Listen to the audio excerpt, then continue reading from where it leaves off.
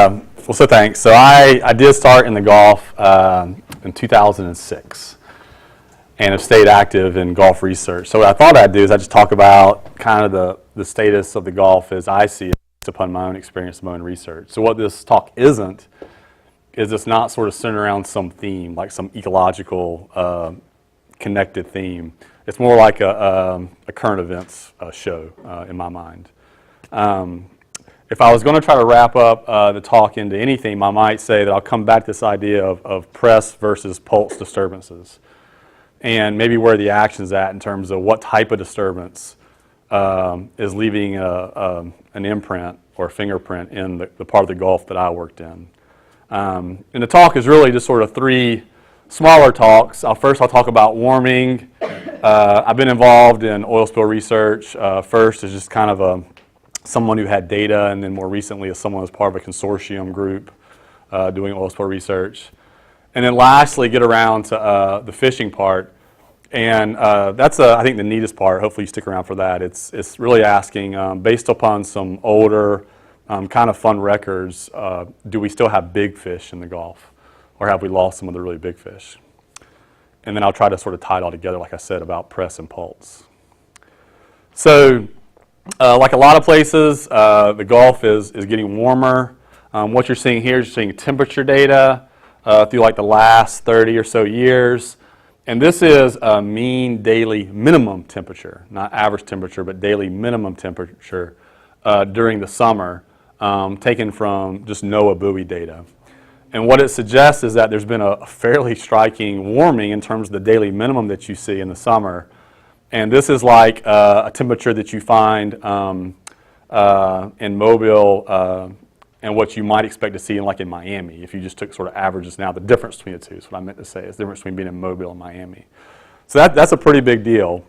And of course this warming, we hear a lot about changes in primary production or changes in ocean acidity or changes in sea level, maybe increased storminess. And also this idea that animals may be moving around or deeper in response to this warming.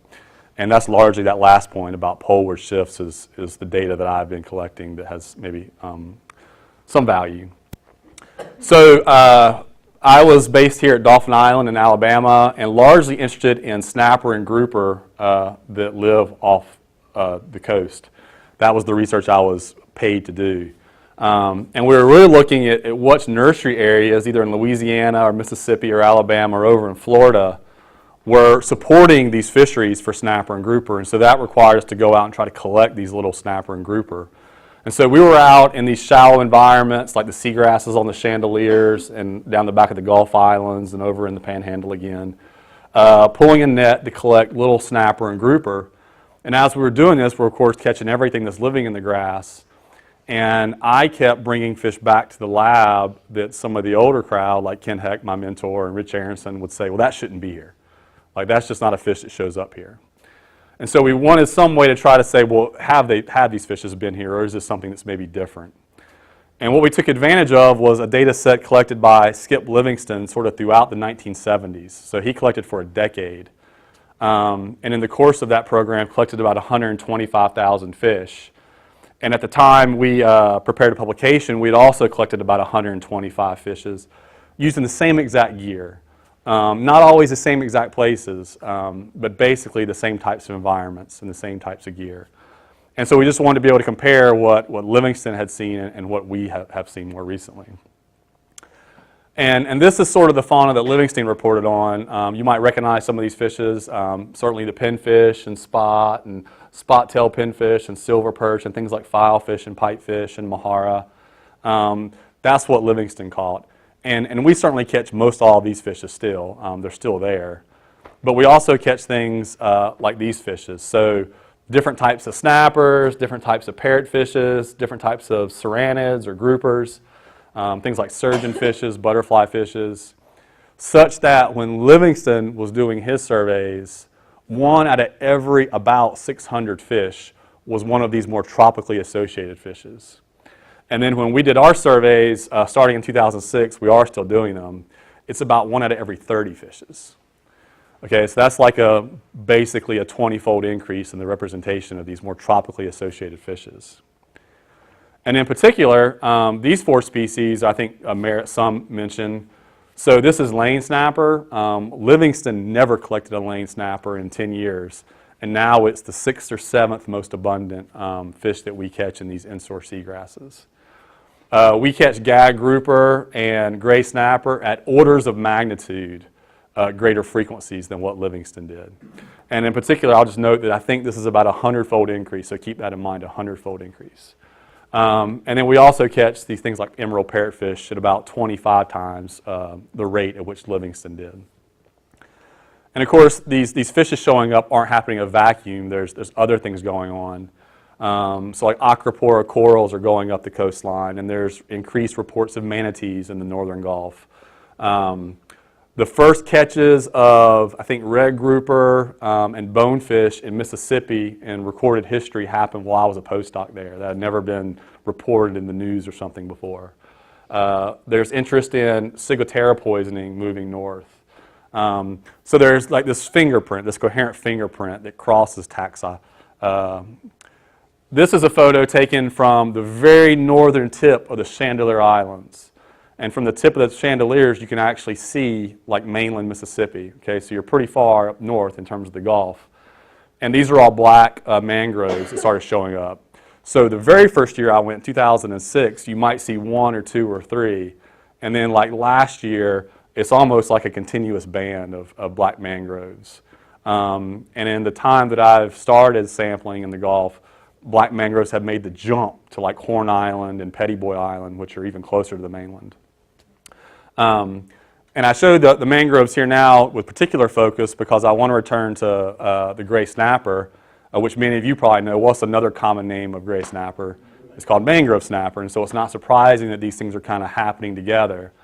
And this was a report from Louisiana that I grabbed, just sort of gray literature, but it talked about the recreational harvest of gray snapper, and they were saying, like, goodness, like we're seeing a lot more gray snapper harvested now. And in fact, this is about like 2 orders of magnitude. This is basically a 100-fold increase in the harvest of gray snapper. So it's not just juveniles showing up maybe and then all dying because it's still too cold, but it seems like the whole life cycle is being completed now in the northern Gulf. The analysis we did in this paper was very basic. I'm not going to present very many fancy stats because I can't do them. We presented data like these. So if you look at the northern range limit of species that Livingston captured but we never did, or that Livingston never captured but we did, you see this shift in the northern range limit, right? And so these ranges are actually pretty far up the east coast, but at least in terms of things that have fallen out like black sea bass, or things that we gain like lane snapper, there does seem to be this difference in the range of species that we're dealing with now. And so beyond seeing this shift, we have started to wonder, well, what does it mean? Like ecologically, is this a good thing or a bad thing or fairly neutral? And I'm just going to go ahead and say it's been tough. I don't think we've got near the answer for that. I tend to say with climate change and fisheries, you're probably going to see some winners and losers, right? It's not all good or all bad, but there's going to be some bad and some good. But we try to think of ways to do experiments, look at the consequences of these tropical fauna coming into more local contact with these endemic northern Gulf fishes. And so basically, if you sample the chandeliers or down the Gulf Islands or in Mobile Bay, the most common fish you find is still pinfish. It's this very sort of nondescript, silvery fish.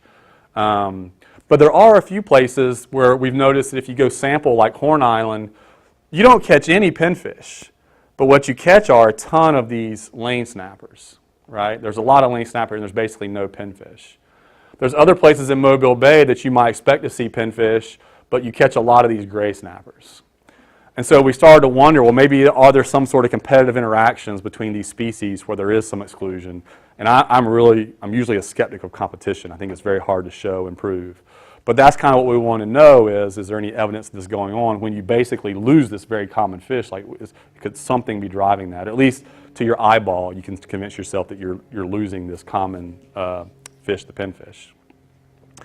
So what we decided to do is use something like a sort of a quasi-Baki design. So Baki is before-after control impact design. It's a way of trying to tease apart the impact of some change or some event.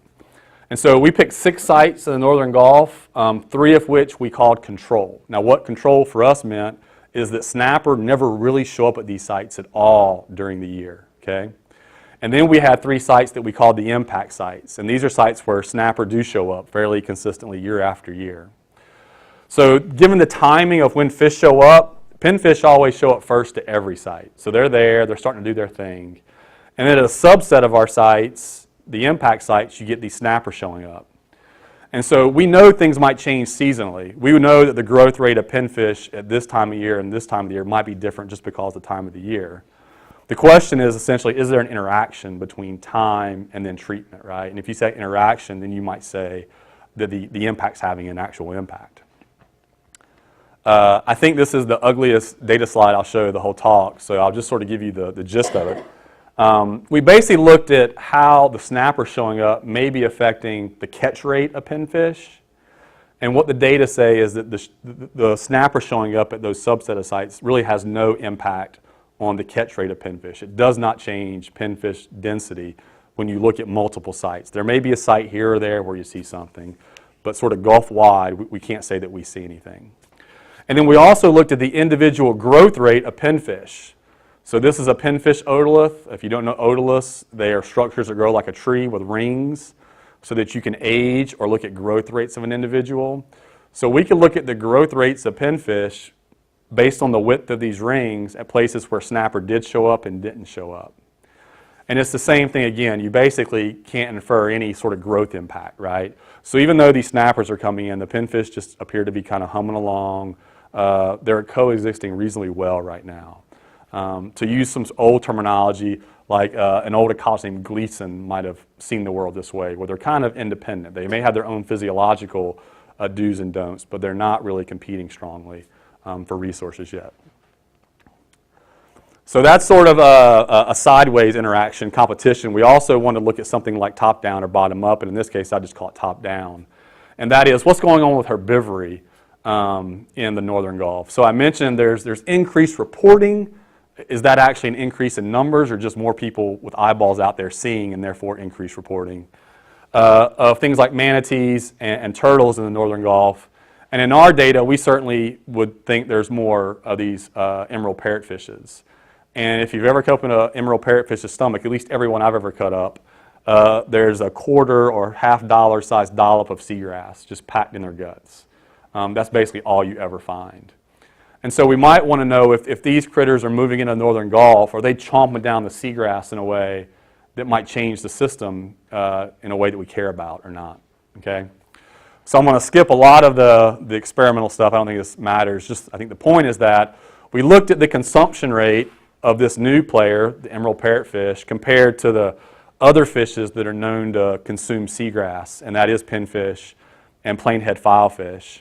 And we use a series of field measurements, basically collecting fish and seeing how much grass was in them, and also lab-based trials to look at evacuation rates and consumption rates. And here's a sort of very characteristic bite of a parrotfish on a seagrass blade. And the idea is that these parrotfishes per capita are certainly chomping a lot more grass than any other fish that's in the system right now, we think. And so what does that mean? Well, here's a picture taken from an experiment in Bermuda where they've excluded sea turtles from an area. And where you exclude sea turtles, you see the grass is a lot denser and higher. And the idea is that this is probably better, more functional habitat for little shrimps or fishes and whatnot. This is, a better nursery for the little critters that we may care about on our plates than this. And it may be that parrotfishes are shifting the system more from this towards a little bit like this, not as dramatic as this. When we do an envelope calculation, we sort of figure that if you look at the daily production of the grass, the parrotfishes currently, based on their current density, are probably chomping between 5 and 25% of that production. So if you used to have seagrass that was a meter tall, now it might only be 3/4 of a meter tall at the upper bound of what we estimate. And we don't know if that's really changing the nursery value of these seagrasses, but it's something we think probably requires further attention. So I kind of wanted to get out of the climate stuff reasonably quickly and move on to the other parts of the talk. And next up is oiling. And like the climate change stuff, I really got involved in the oil spill stuff accidentally. Just had some data that seemed like it should be brought to bear, and it's led to a number of different types of studies that I've fairly enjoyed. As everybody here probably knows, the oil spill was back in 2010, and it oiled a wide part of the northern Gulf. I think I probably have a photo here, but I'm sure you've seen the maps of how much of the area was oiled. Essentially, all of my study areas, from the Chandeliers, all on the northern Gulf, as far as like Port St. Joe, received some oil. And since 2006, I had been out there surveying the abundance of little fishes. And so now the oil spill comes along, and we're able to maybe look at comparatively how the catches of fishes have changed or not changed because of oil. Now, what we knew from the literature is that certainly oil can impact fishes. Like the physical gumminess of oil can clog up the feeding or breathing apparatuses of fishes. It can lead to lesions and scars. It creates problems for fishes that produce the mucus that they use to protect themselves. And then the PAHs that come from weathered oil are toxic to lots of organisms. And they're toxic at really low concentrations, like 1 ppb concentrations. You can have genomic responses or physiological responses or reproductive cost or physical deformities. We know that from lots of oil spills, the Exxon Valdez being the most famous. This is sort of what you expect to see, I think, going on based upon the literature at the time of the Deepwater Horizon oil spill. So through my initial sort of just observational stuff, and then from some of the consortium work in Louisiana marshes that I've been doing, we sort of ended up with this model schematic of how oil might impact fishes at different hierarchies. So fishes can be impacted by oil at the individual level. A single organism can get gummed up. But how might oil impact populations or even communities of different fishes that are interacting with each other? And oil not only affects maybe fish directly, but it can affect their habitats, or it can affect their predators. We know that in the case of the Gulf spill, oiling affected fishing, and we know that fishing affects fishes. And so how do you unwind and unpackage all of these direct and indirect effects? And that's kind of what I want to talk about for a bit. So I first want to talk about some data, largely not ours, that looks at the impacts of oil on individuals, okay? And it's someone that we ended up collaborating with, but he did this separate. I wasn't a part of this work, but it's a study led by Andrew Whitehead, where he went out in the summer of 2010 for some project and was collecting fungulus from all these different marsh habitats in Louisiana or Mississippi or Alabama. And then the oil spill happened, and he was able to get out during sort of peak oiling to a number of those sites. And then he was able to get out sort of later in the year after they had finally closed the wellhead, and the immediate obvious visible signs of oil out in the water had gone away. And it turns out that only one site that he was collecting at ever saw a lot of oil, the site over here in Barataria Bay. And so again, he's got what is essentially a Baki design. He's got all these control sites before and after, and he's got this one impacted site before and after. And it's a pretty data-rich paper in PNAS. It goes through a lot of the genomic and physiological response. The star organism is this guy Fungulus, or the cocahoe if you're in Louisiana. It lives in marshes. It's a really common, really big fungulate fish. And all I'm going to show you is just some of the gill histology. So this is the oil-impacted site before, during, and at the end of the oil spill. And this is one of the control sites, and this is like a lab control. And I think you can see it fairly well, is that there's a lot of scarring and black gunkiness. Like this is like smoker's lung or something, right? And the control site, you know, the histology just hums along with no obvious signs of impact. This fish can't breathe or something like that. That's not good. That should be bad for fishes. Here's another study that was published in PNAS. I think what we're looking at here is, I'm sorry, I forget. It's either amberjack or like dolphinfish. Some of you may have worked on this. A lot of this work is based in this area. But here is a larval, I'm going to say amberjack, that wasn't introduced to oil, and it looks quite nice. And I'm no expert, but this fish has been introduced to oil, and there's no eyeball. The heart's deformed. The yolk sac isn't fully developed. The spinal cord's all screwed up. This is a jacked up looking fish, right? Like this fish can't be healthy. And if all the fishes are showing this response, at low concentrations of oil, that's bad news. Now, I don't work at the organismal level. I've been working sort of surveying populations. And what you might expect to see is if you've got two conditions, without oil and with oil, all those physiological impacts should show up at some point in the numbers of fish that you survey, right? And so we went out in 2010 and surveyed those same grass beds, looking for the catch rate on these juvenile fishes. And lo and behold, this is what you see. And you're never supposed to show a list or a table, right? But I think I'd summarize by saying this column right here is the only really important thing. We're talking about pinfish, and we've got snapper and groupers and cyanids and pipefish and toadfish and catfish and parrotfishes. There's a lot of different types of fishes up here. And the trend is either no change or up or down. And basically all you see is that we caught more fishes in 2010. These are the 20 most abundant fishes that we sampled in our surveys. It's 100 and almost 70,000 individual fishes that we've surveyed over this time. And I think it's 12 of them actually were more abundant in the year after the oil spill than before. And if you look at sort of community composition, I'm showing you 4 areas. This is a graph from basically Louisiana, mostly Mississippi, primarily Alabama, and then Florida. And this is a multivariate plot where you've taken lots of different variables like different fish species, and you converted them into one little dot in this multivariate space. So the key here is that the farther apart 2 dots are in this multivariate space, the more distinct the communities are. And the closer they are, the more similar the communities are. And what you see here are the black dots are for the year of the oil spill because oil is like dark. And certainly the black dots are falling right in line with the pre-oil spill years. Like there's no community level shifts that we can detect. These are like the same basic communities that we're sampling. Now, these are seagrass associated fishes. They're not the fungulus that Whitehead worked with, and they're not offshore fishes.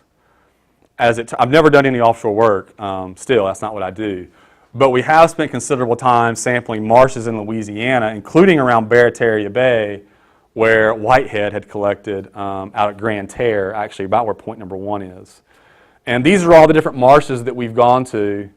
And it may not be terribly well denoted on here, but there's a mix of oiled and unoiled sites. There's maybe 20 or 30 sites that we go to, of which half are supposedly oiled and half of which aren't. And we've been sampling those marsh fishes like fungulus. And so here's Fungulus grandis, and here's a sailfin molly, and a diamond killifish, and a sheepshead minnow.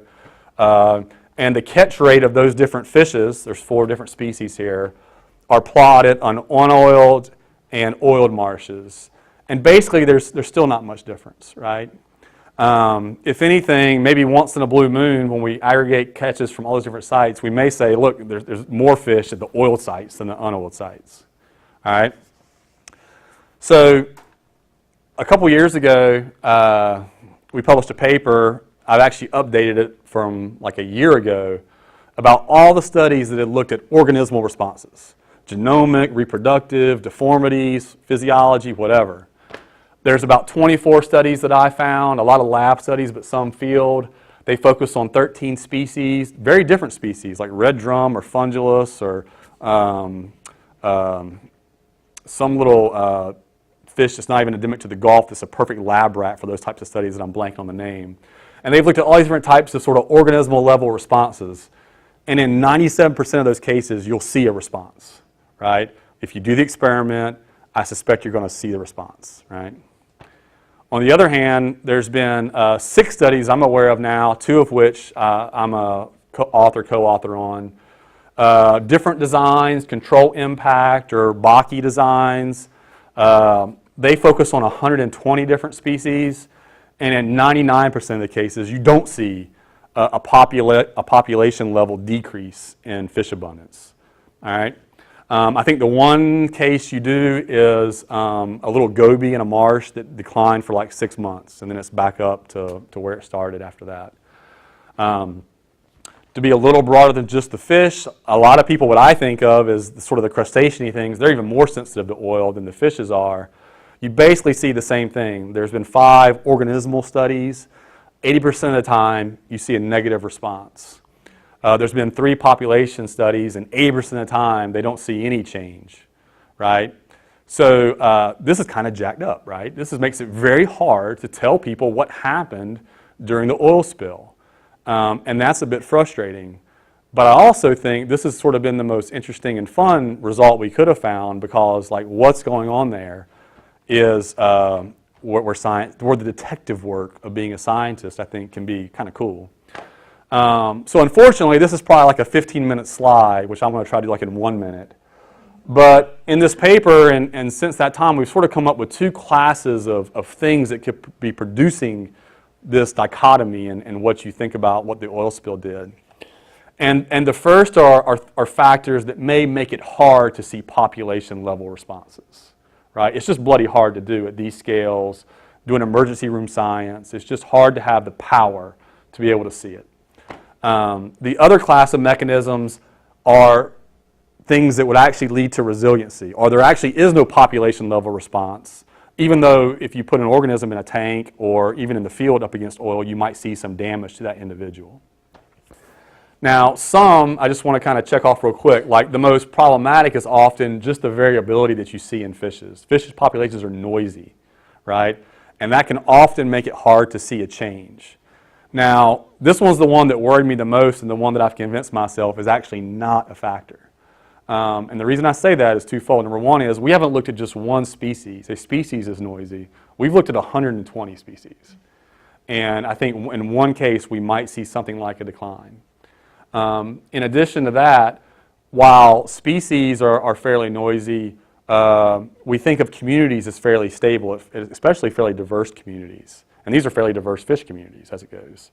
And so we're seeing that stability at that level too, okay? And so I would actually think that we've done enough work now to get beyond this one, which is always my biggest worry. But I will talk about a couple of the others, the first of which is this idea of fishing. Because remember, we closed fishing during most of 2010 in Northern Gulf. And so these are data just on the catch rate of spotted sea trout, or if you're from where I'm from, it's speckled trout. Over in Louisiana, Mississippi, basically Alabama and the Florida bays. 2006, 2007, 2008, 2009, and then 2010 of the year of the oil spill. I should have made it black, but I'm a dummy. And so keep in mind, this is a fish that is highly prized as a recreationally targeted species, and it reproduces in the summer. So it produces little tiny itty-bitty speckled trout or slightly larger speckled trout later. These are the fish that we're sampling in the fall of 2010 as part of our survey in nursery areas. And this is a log scale. So our catch rates, at least in like Louisiana, Mississippi, this is an order of magnitude more speckled trout, right? And most years, every knucklehead like me is out there trying to catch a speckled trout or two, and you're removing all those fish that would be spawning perhaps that summer. It's a summertime spawner. That didn't happen in 2010, and lo and behold, we see this response. Now, that's interesting, but we also see responses like this sometimes in things like burrfish. And there's not really a fishery for burrfish, but it shows that same sort of response. So you don't have to invoke fishing necessarily to get this. So it's very hard to nail this down to any one thing. Not surprising, right? It's Gulf scale stuff.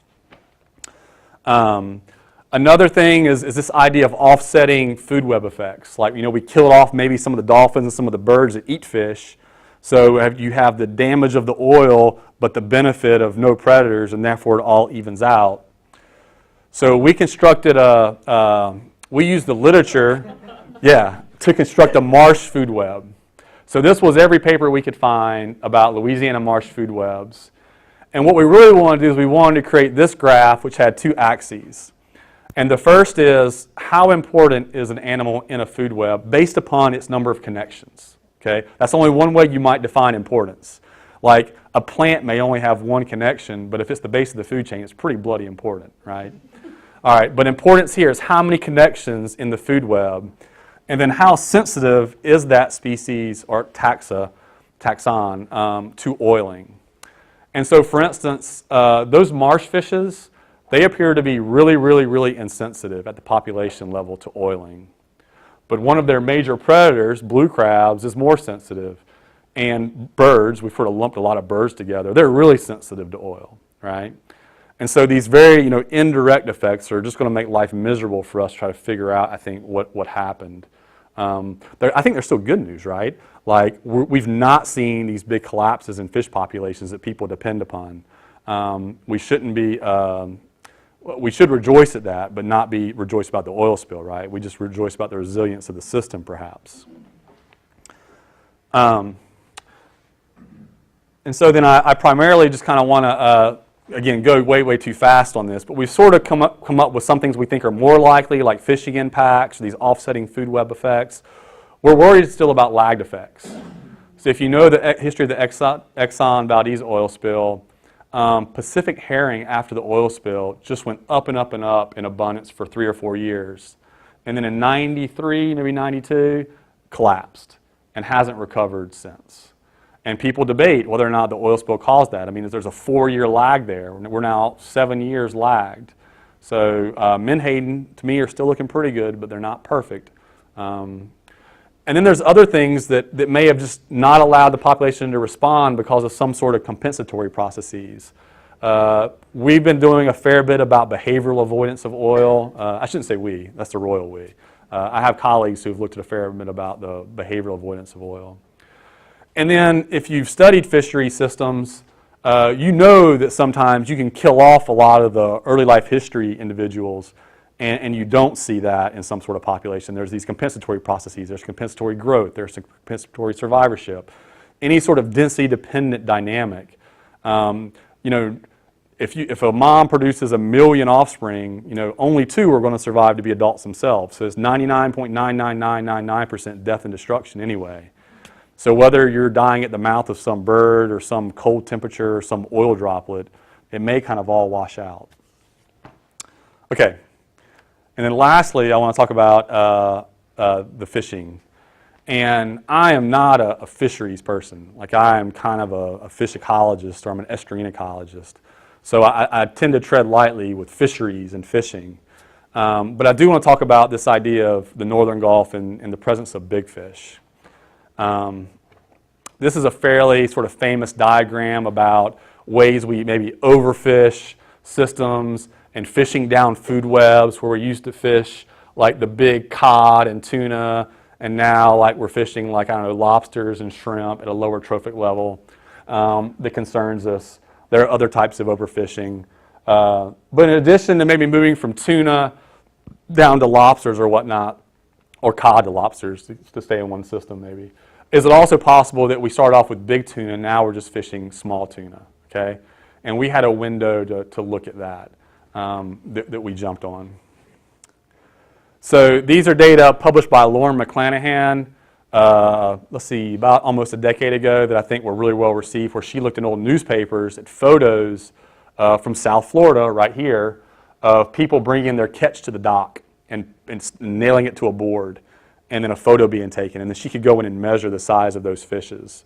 And what she reported is that over like 50 years, there was a decrease in the size of all the fishes and things like grouper and sharks. And people have, acknowledged some limitations of those data, but by and large, there's probably a story there.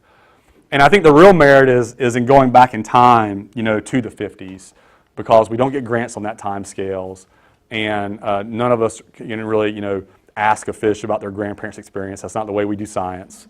And so we're always looking for windows into the past so that we can recover those older records. And so what we took advantage of is these 3 tournaments that happen in Alabama, Mississippi, and Texas that are pretty old. So one of them's like 85 years old or almost 90 years old now. And the others are slightly less old. And just for reference, so this is like a big 400-pound grouper. That's a 6-foot fence. That's an 8-foot ladder. And I went starting in 2006 these tournaments, and I can't say that I've seen a fish like that. But you want to know, like, was that very common, or is that just the one time ever? And And I really got interested in these records in a very roundabout way because these tournaments are great in that they're trying to catch everything. And in fact, they even have a category for the fish that don't fit any other category, and it's called the most unusual. And as I was looking at those climate change effects, I wanted to know, well, did the most unusual used to be some ugly cryptic thing, and now the most unusual some tropical thing? And so I went to the tournament organizers in Alabama and I said, well, can I see your records? And they said, we don't have any records. The only record they keep is for each classification, like red drum. They know what the all-time record is, but they don't know what the record from 58 and 59 and 60 was. And so that was going to be a bit of a bummer, but let's think about where can we find those records. And the basic game we wanted to play, I've sort of already mentioned, is we just want to be able to look back in time and say, okay, back in the day, this was the size tarpon that they caught, and fast forward 30 years, they're still catching big tarpon, and look at more recently, good or not good or good, there's still big tarpon or not big tarpon in these systems for at least the fish that win these tournaments, right? So this is not like the mean size of fish. This is just, are there some big ones out there that people can go access? And while we couldn't get the tournaments to just turn over the records, what we did have is newspapers. So I was actually able to go to the libraries and look at the old microfiche. And so if you woke up on one morning in 1962, first you find out that Marilyn Monroe had died. And then secondly, you would have found out what had happened that day at this fishing tournament. Yep. And so all these tournaments last like 4 or 5 days. There's a record each day of what's caught. The papers publish them all the time. They never missed a day, as far as I can tell, of publishing the daily leaderboards. And it's all these different species, bluefish, shark, snapper, whatever. And what you're seeing is the 3 biggest fish caught. So again, not the mean size of fish, just what the biggest fish was, right? And so we've sort of broken down all of these different 25 species into these 4 groups. The highly migratories, like your dolphin, tuna, sailfish. Reef associated, so amberjack, barracuda, snapper grouper complex. Estuarine, your speckled trout, your flounder.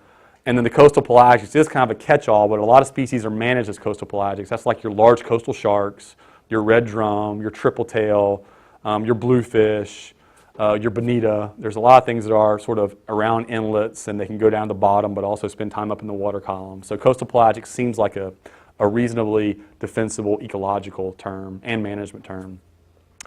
And so what we could do is we could look through time at how, again, these numbers were stacking up. Now in the newspapers, there's also just lots of neat photos that I've really enjoyed, and if you ever have an interest in history and fisheries and you live in a town near the water, the newspapers are a record of what's happened on the water because that's like the focus of their life. That's what I've learned. And whether or not there was like a low oxygen event or a jubilee or something, like that shows up in the newspapers. But so here's a photo from the 30s, and if you know like your Steinbeck from the West Coast, to me this looks like a Cannery Row type scenario. And this is depression, and I always joke, like, look how skinny those dudes' arms are.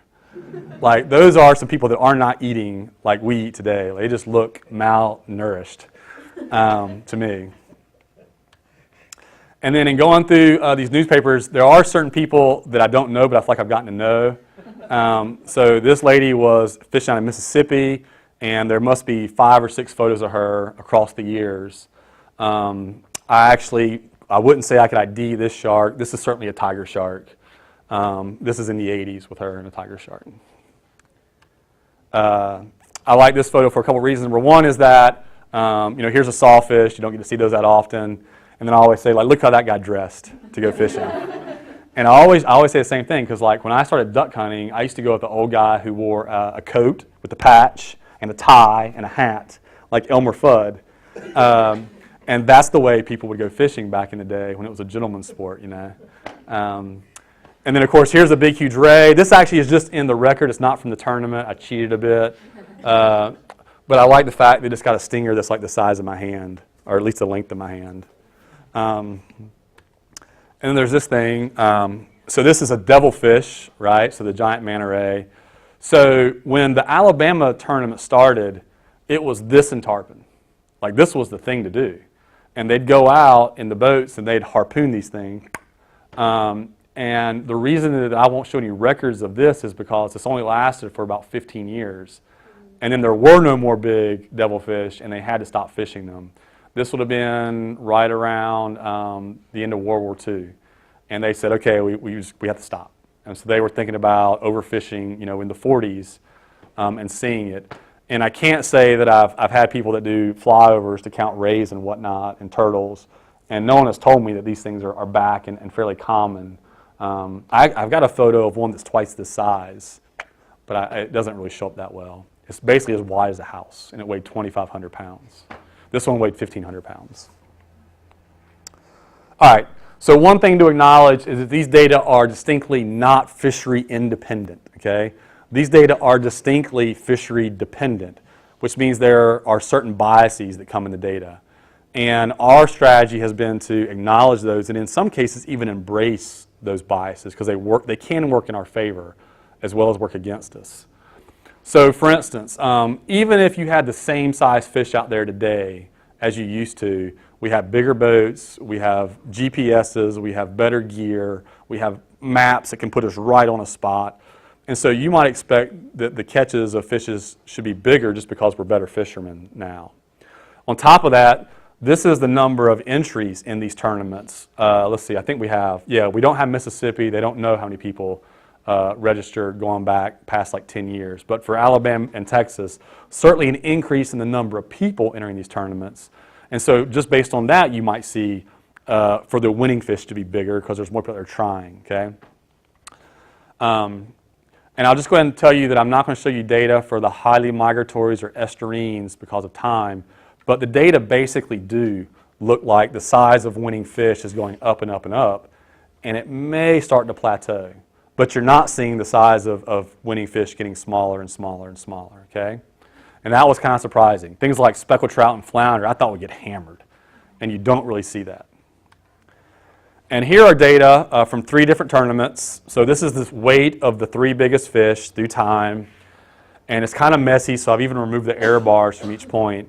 But if you look at Alabama, if you look at Mississippi, and if you look at Texas, what you see is that the size of winning red snapper has just been going up and up and up.